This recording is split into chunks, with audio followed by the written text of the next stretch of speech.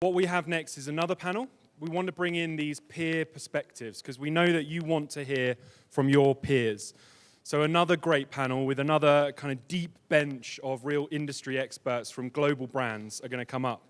And I'm going to put the emphasis on the word global there because we want to talk about, digital is borderless. It was one of the things that Matt Locke touched on in his opening keynote was we can't control this. And in fact, when things get big, they're out of our control by definition. And so how does it feel to work with a borderless social intelligence function? What social networks, if you could wave a magic wand, would you add to Brandwatch Analytics? And also, what are the cultural and kind of internal implications of running a function like this internationally or globally, whether it's for your client as an agency or as an internal function in some of the brands that you work for? So again, the moderator will introduce their awesome panel. I'd like to give a whooping, resounding round of applause for Giles and the panelists on global social.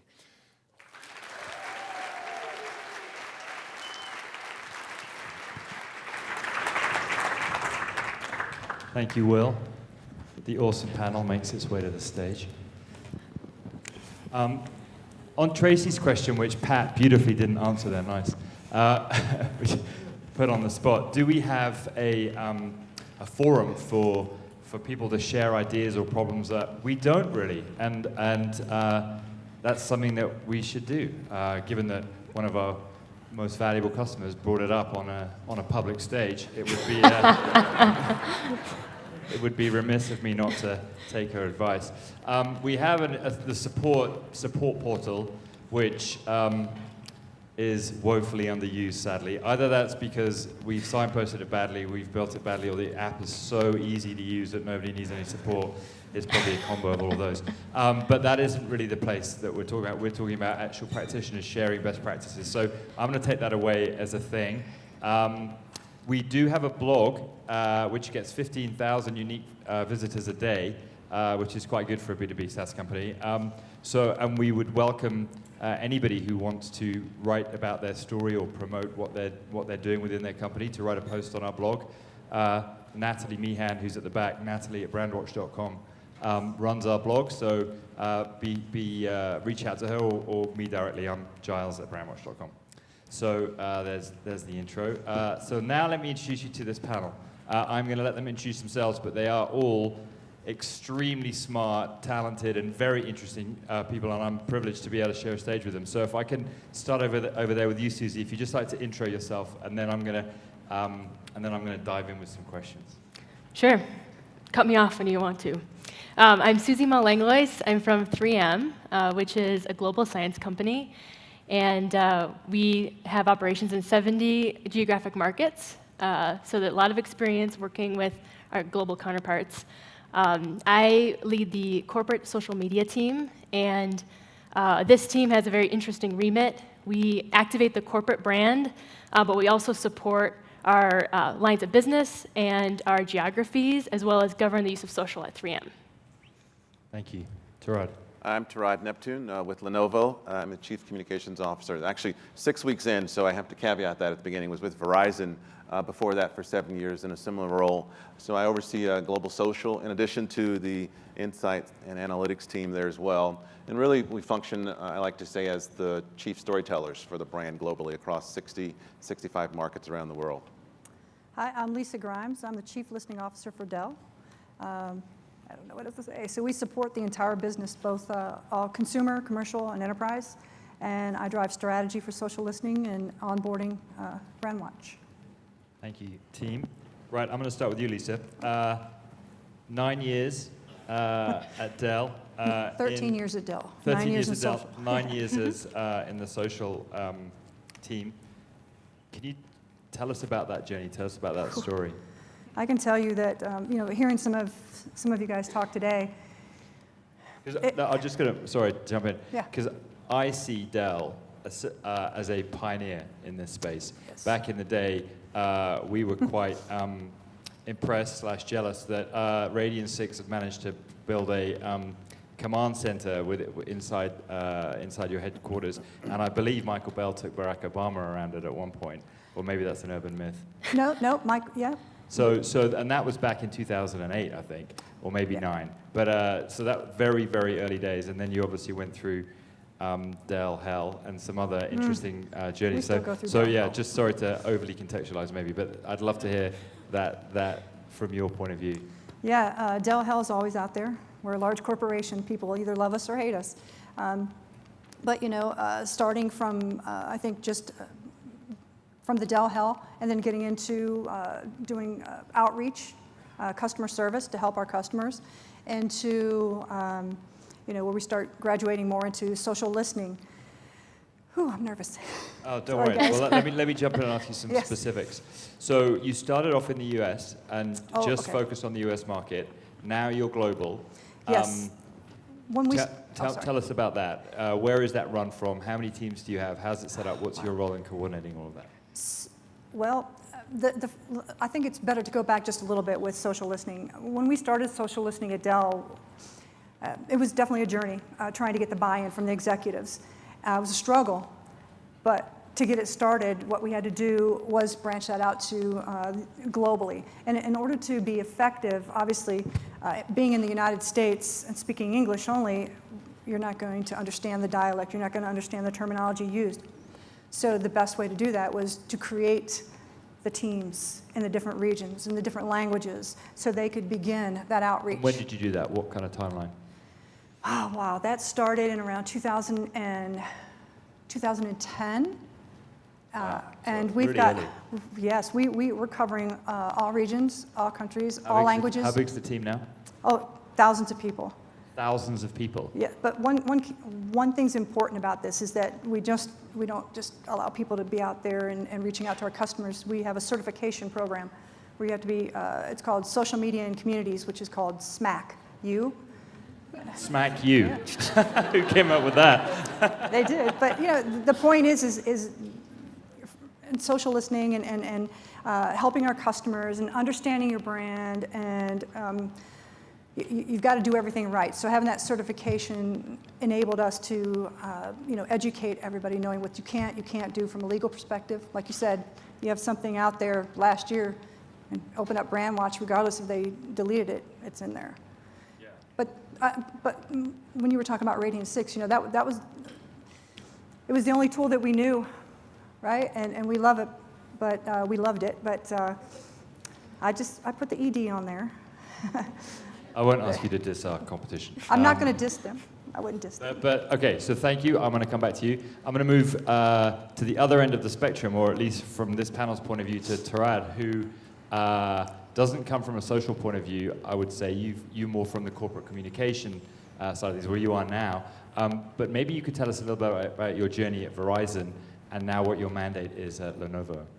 Yeah, I think I describe it as it's fairly linear. I think Verizon very early on, 7, 8 years ago, when we were beginning to think about social and really how we could, in some ways, deal with the most significant brand challenge we had, which was the lack of brand love, brand affinity, and I think we realized social was an important place for us to continue to begin to drive engagement and try and impact the way we were perceived.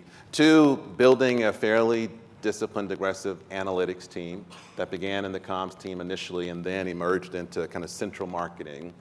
To the last 2 years, I'd say, where as a company, Verizon stood up a fairly aggressive and robust analytics, monitoring, listening apparatus that was constructed both in terms of real time, at scale, and then more kind of brand lagging, that 30-day look back that was generally kind of brand tracking. And in some ways, I think the function that drove most of that was comms. And I think largely given the stakeholder relationship piece, and I think as we saw the way the consumer marketplace was evolving, not just nationally, but globally, and social became the conduit for us really providing actionable intelligence in a way that, in a speedy way, that really wasn't happening in many places across the business. I'd say for Lenovo, again, 6 weeks in, it's fascinating to be a part of such a global team, and literally that spans almost every country around the world, and to think about how you protect and manage at the macro level, perception, a story, but then crystallize insights at a local geographic level and leverage those to drive behavior across social. And we think about the content that we produce and really the way we look at our channels as a mechanism to create a Lenovo affinity that doesn't exist today. So it's very interesting early in to look at the macro challenges of a real global brand and the social challenges that are there, but we're squarely in the middle of that.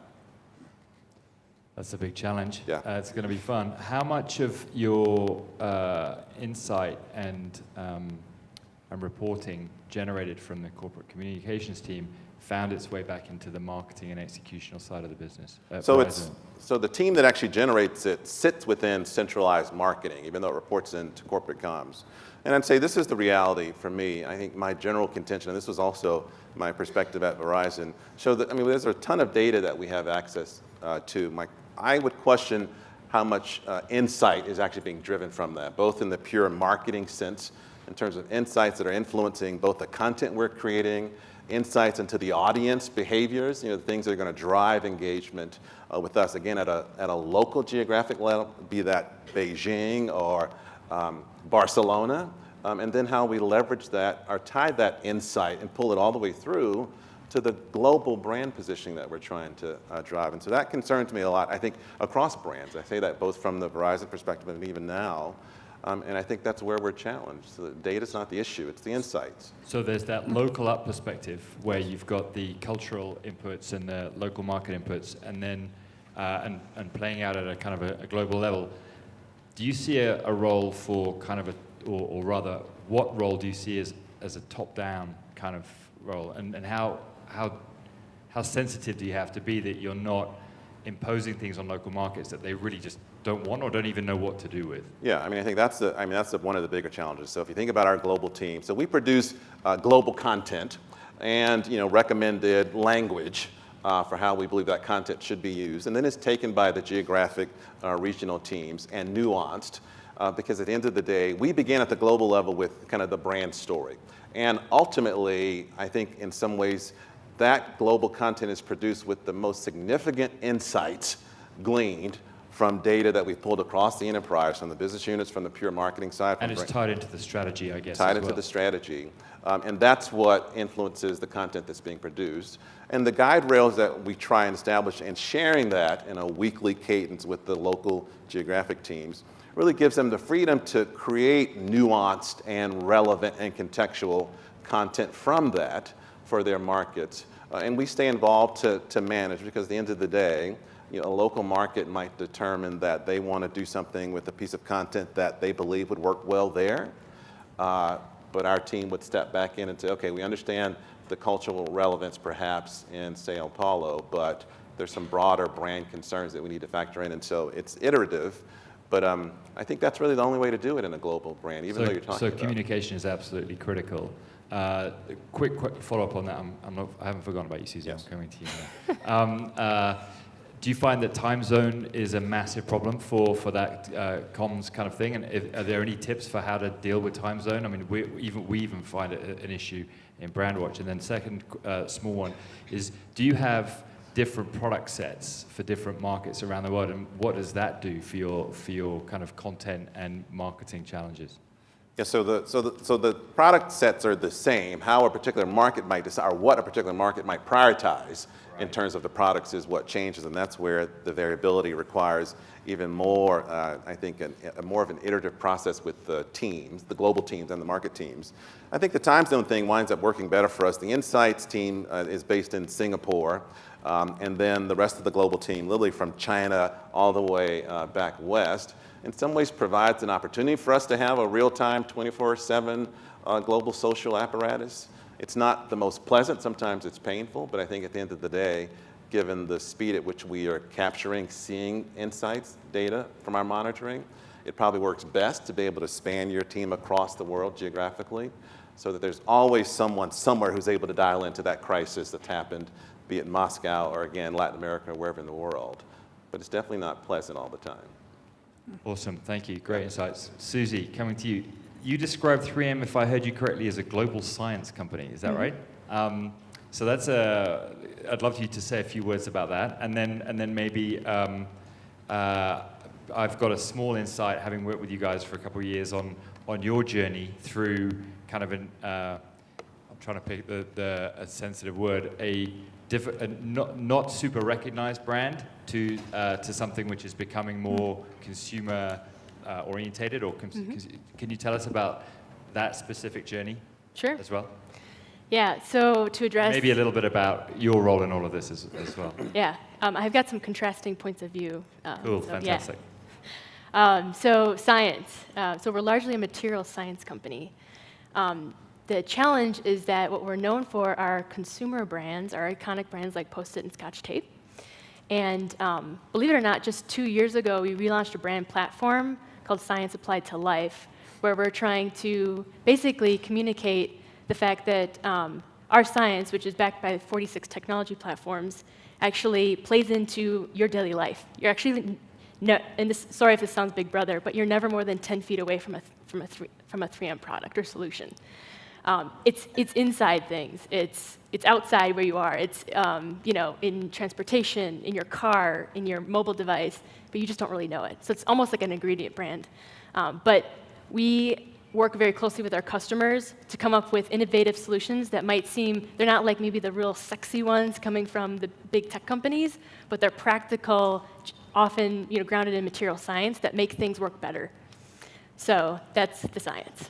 That's awesome. So an ingredient brand Yep. moving a little bit more towards a consumer brand.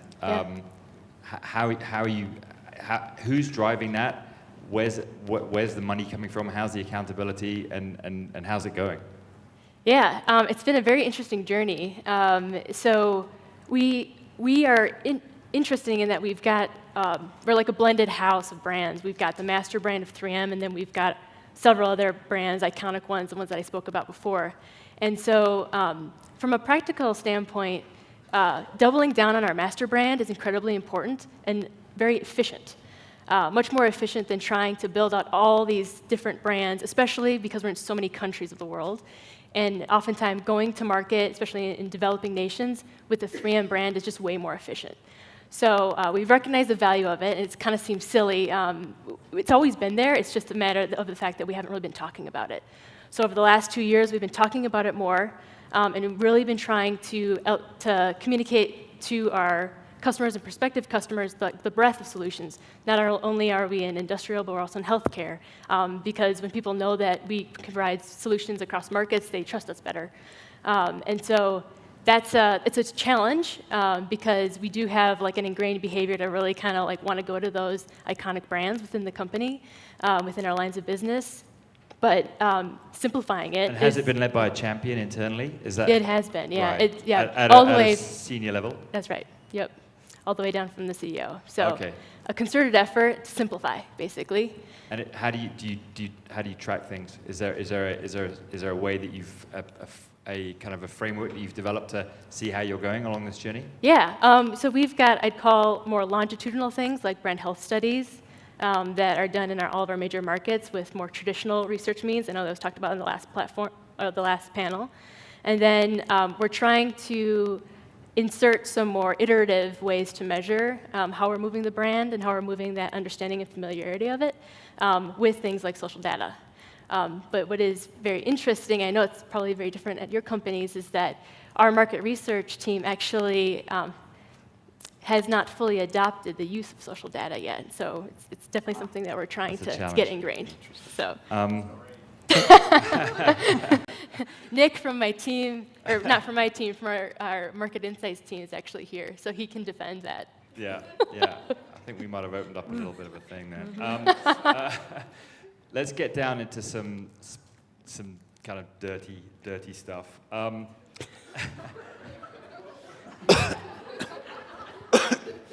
What I mean by that is the day-to-day, obviously. The truth. The truth.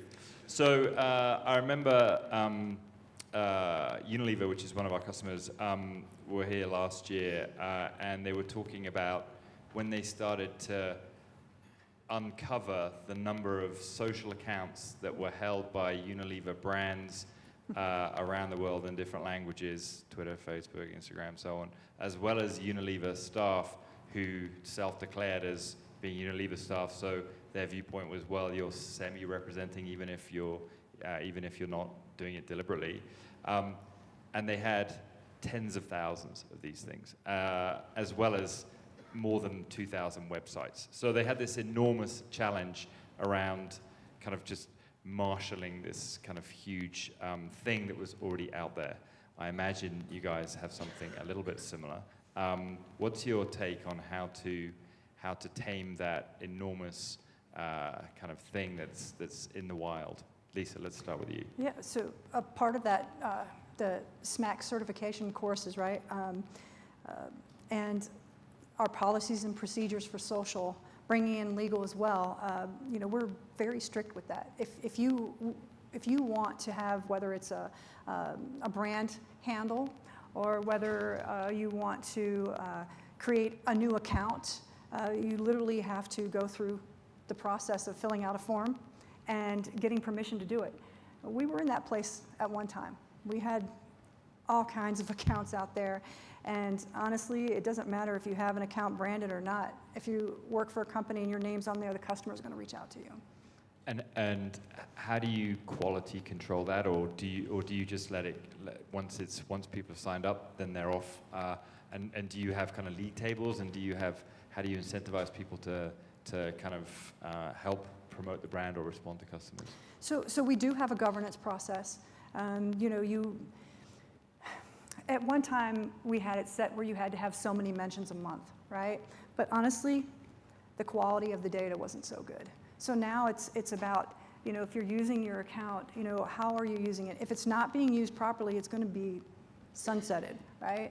But they have, that particular team in social has a process of checking those accounts. And the nice thing about Brandwatch is you can use that to bring everything in. Hallelujah. Tarad. Yeah, I mean, I think it's the governance, I think some of the same things. I think at the end of the day, we're talking about it at the brand level. I think it's fascinating. I think there's a way to over-architect it that we have to be careful. I do think having alignment around governance and kind of behaviors is critical. I think I found the most successful work that I've been able to do, being involved in, looked at really this consolidation of channels from the vantage point of real, meaningful, dynamic data. And that's where you can have a different conversation around. What do you mean by that? Can you just engagement data around platforms. So is there really the need for a channel that's focused on Denver, right? If the business leaders determine so, the only way to really have a fact-based conversation about the merits of that outside of brand and brand theory, marketing theory, is really look at the data around the engagement that that channel's driving. And that takes it out of a personal opinion, someone's view, I want to manage social this way. So that's like natural competition within your own kind of owned media. Yes, I think so. And the strongest survive, and the weakest get killed, right? And so that might be the end of the day. Love it. Yeah. Lisa, sorry, Susie. This is a hot topic, actually. We're on our journey. We're at varying maturity levels in our use of social across the company.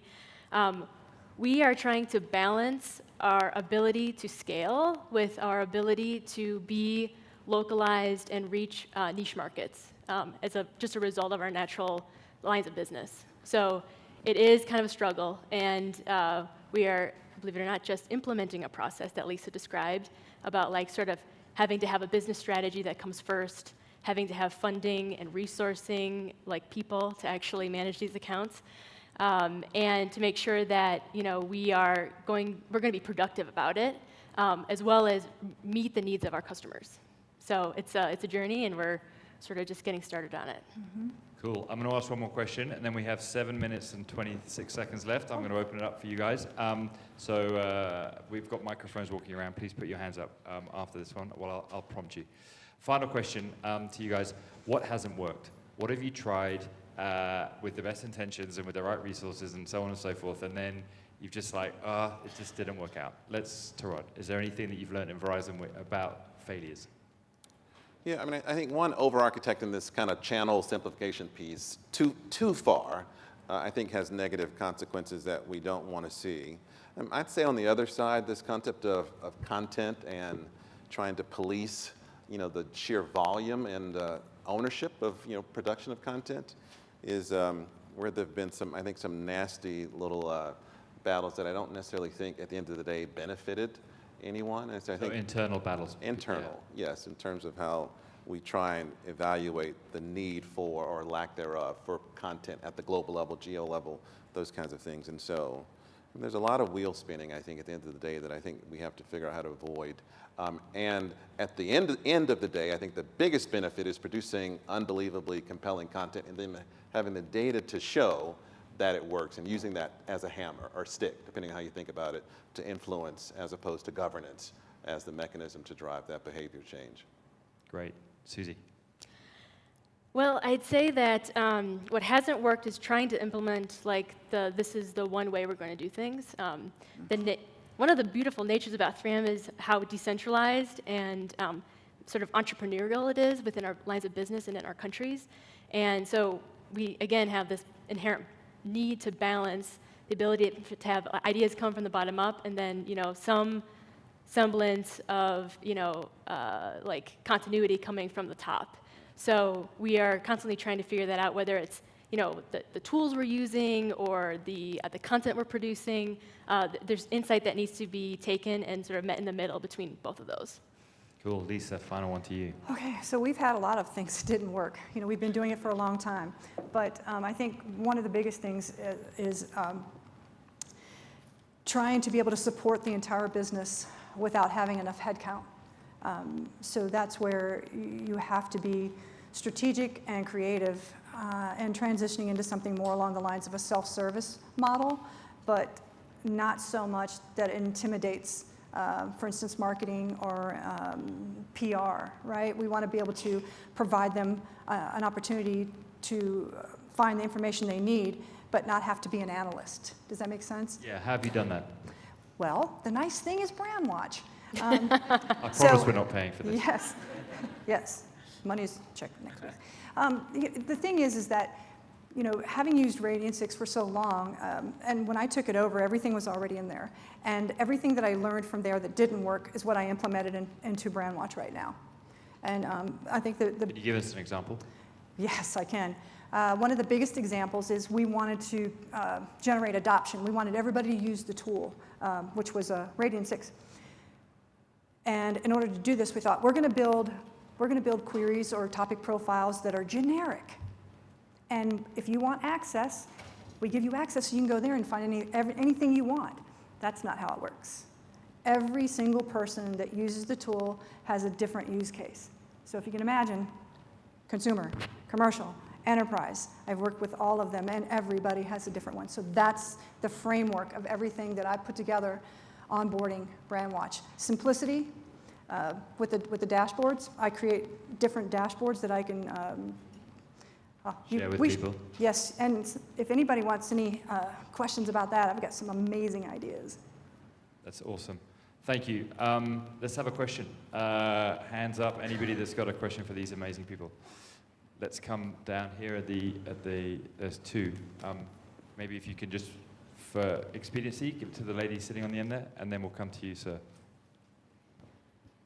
My question was for the whole panel. I know you all talked about different regional accounts and sort of how many accounts can kind of go under the mothership of your brand. Do you all have any guidance for the number of regional accounts that are needed versus the role of paid media to get your targeted regional messages to those markets versus having their own account? Who wants to go first? Did you get the question? Yeah. I did. Cool. Yeah, I can start. It's the golden question. How many accounts should we have? What should the structure be? We have a lot of this sort of relates to what does the network provide? Like, can you be a global brand, but also offer like local capabilities to customize and localize?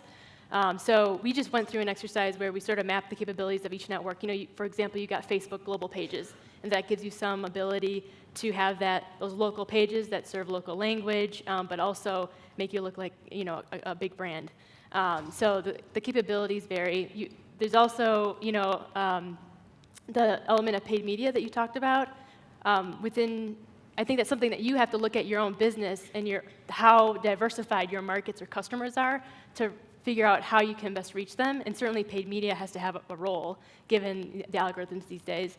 So that's something we've actually been doing a lot of education about, is that you don't necessarily have to have an account or a specific channel to reach your customers. You can do dark posting to actually reach very niche segments.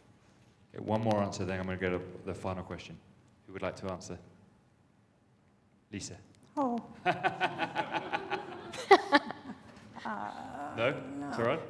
I'd say, I do think, I agree. I mean, at the end of the day, this is back to picking our battles. I mean, I get more concerned about brand alignment. And so back to the nuance and preserving the market's ability to, they understand the customers, they live with them in a way, the language, those things. And so I think the channel battle, you can take it too far.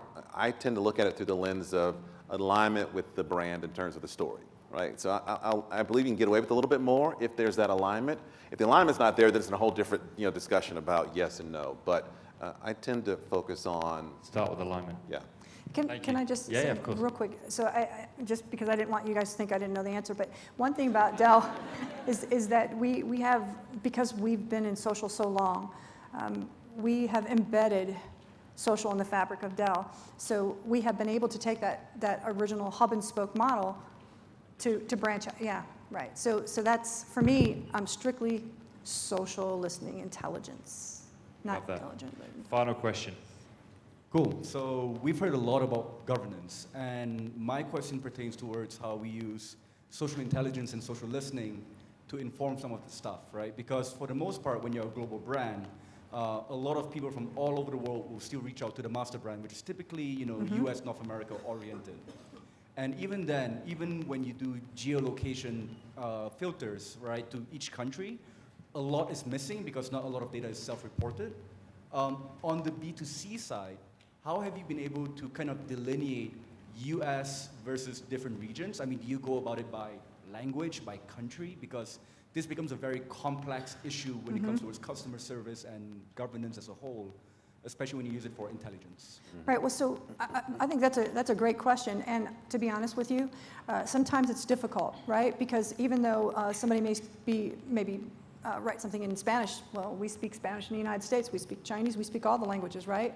The point for us, if it's on the, I don't know why I'm talking to that. But anyway, on the consumer side, it's understanding what the issue is. It takes a little bit more of a deep dive. So you're more geo-agnostic. Absolutely. You're more about Yes. kind of issue focused on that basis. Yeah, and here's the thing, is if you have Dell in your bio, or you have a branded account, whether it's an individual branded or a business brand, you represent the company and you will be contacted. Our executives get contacted daily. I guess from an intelligence point of view, though, picking up that part of the question, how do you do something about reporting or insights around different geos, or is it more issue again? So I think it isn't. It's just, it's holistic, it's everything. And we just, if they're reaching out to us, we're answering. Right, okay. We try to get them to where we can. I think we've got to wrap, unfortunately. Yeah. I'd love to carry on. This is a great panel and great conversation. Please give it up for these amazing people.